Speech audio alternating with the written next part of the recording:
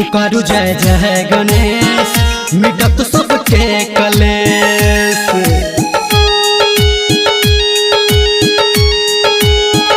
पुकारू जय जय गणेश मिटत सबके कलेश। पुकारू जय जय गणेश मिटत सबके कलेश। ध्यान लगाबू सब आबू लौके भक्ति के भेष। पुकारू जय जय गणेश मिटत सबके कलेश। पुकारू जय जय गणेश मिटत सबके कलेश।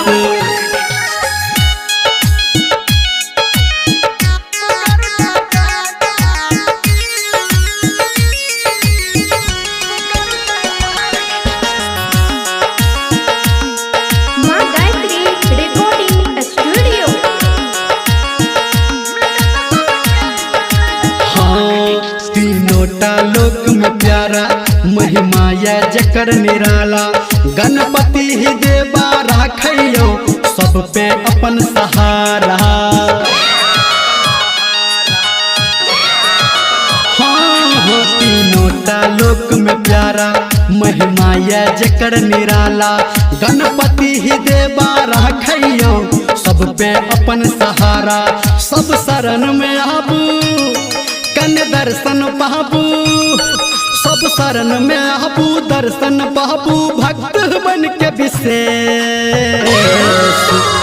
पुकारू जय जय गणेश मिटत सबके कलेश।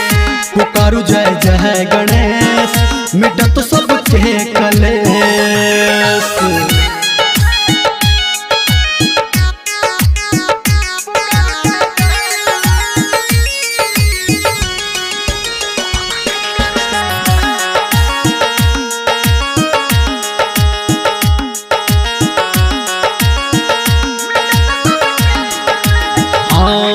जय रिधि सिद्धि के राखा निर्धन पे जे ताका। गावह भजन निर्मलिया यो शीश बन के झांका। हाँ जय रिधि सिद्धि के राखा निर्धन पे जे ताका। गावह भजन निर्मलिया यो शीश बन के देखू झांका।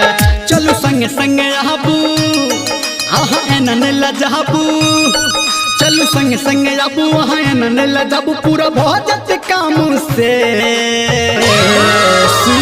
पुकारू जय जय गणेश मिटत सबके कलेश।